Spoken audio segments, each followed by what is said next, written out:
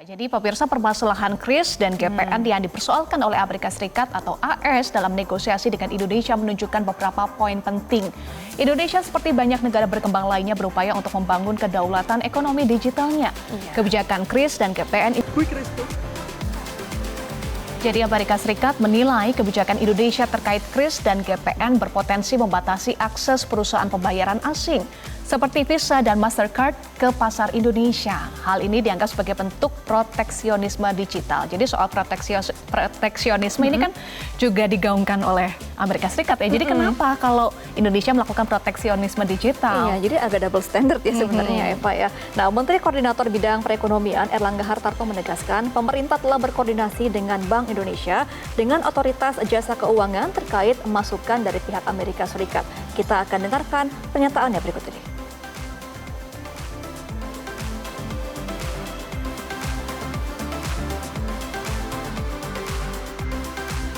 Paket ekonomi, nah ini sedang dalam pembahasan dan salah satunya tentu yang terkait dengan perizinan impor, terkait dengan API, OSS, terkait dengan layanan perpajakan dan kepabeanan, kemudian juga terkait dengan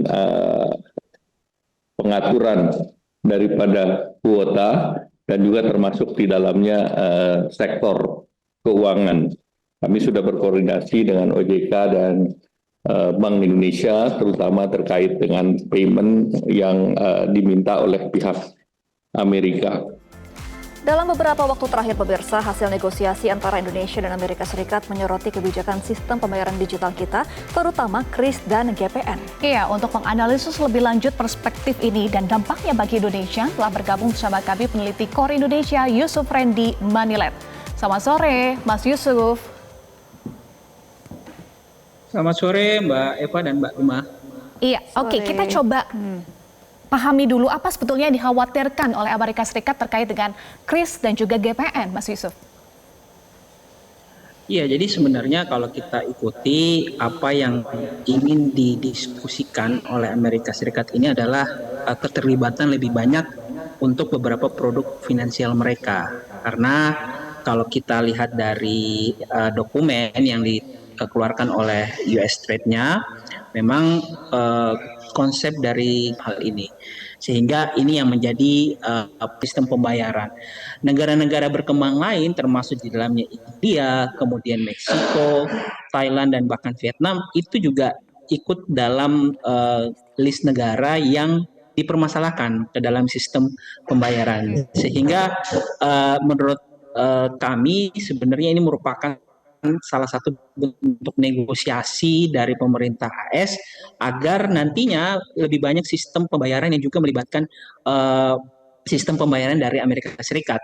Yang sebenarnya juga kalau kita lihat beberapa argumen yang disampaikan itu masih dapat diperdebatkan gitu ya, karena kalau misalnya kita berbicara misalnya sistem pembayaran katakanlah dari Amerika seperti Visa dan Mastercard, di Indonesia sekarang masih menggunakan sistem pembayaran dengan dua merek tersebut gitu. Jadi kita tentu perlu melihat nantinya kita juga perlu menanti ya respon dari pemerintah, terutama dari kritik yang disampaikan oleh pemerintah Amerika Serikat itu sendiri. Iya, Mas Yusuf, ini kan juga ada arahan bahwa Amerika Serikat akan mengarahkan Indonesia juga untuk menggunakan Visa dan Mastercard. Rugi nggak kita nanti kalau menggunakan itu full?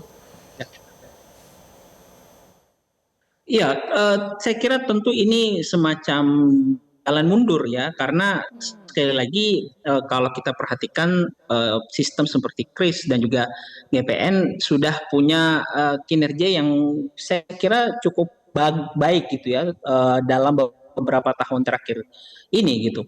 Kalau kita lihat misalnya nilai transaksi KRIS di tahun 2023 itu mencapai sekitar 229,9 triliun, dan pada saat Januari 2025 nilainya itu sudah relatif meningkat. Jadi memang kita ya seperti berjalan mundur, dan saya kira yang perlu digarisbawahi sebenarnya pemerintah selama ini ketika menjalankan atau menawarkan sistem kris itu kan tidak hanya di domestik ya. Kris itu ditawarkan juga untuk beberapa negara tetangga. Artinya Indonesia membuka ruang untuk berkolaborasi dengan negara-negara lain gitu. Dan ini juga sebenarnya yang bisa ditawarkan juga ke Amerika. Jadi balik lagi ke kita rugi, Oke.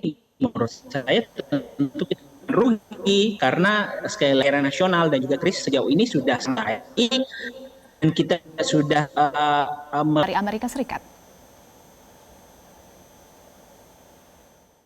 iya, jadi kalau kita ikuti dari apa yang selama ini disampaikan oleh Presiden Trump dan pemerintahannya, umumnya concern yang mereka sampaikan itu ada pada defisit misalnya ke neraca dagang gitu ya. Tetapi yang belum banyak disinggung atau saya kira belum pernah disinggung oleh pemerintah Amerika Serikat permasalahan ataupun keunggulan Amerika Serikat pada perdagangan jasa.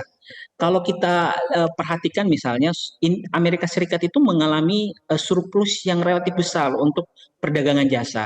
Dan perdagangan jasa alami oleh Amerika Serikat itu disumbang oleh salah satunya sistem pembayaran gitu ya.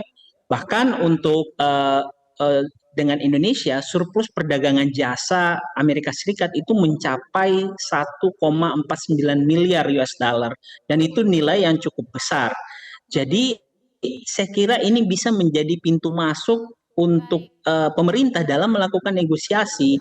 Artinya narasi yang selama ini dimainkan, disebutkan Terima oleh kasih pemerintahan Trump peneliti bahwa KOR Indonesia Yusuf Randy Mandilet sudah bergabung bersama kami. Mohon maaf kami harus jeda karena ada informasi breaking news pemirsa berikut ini.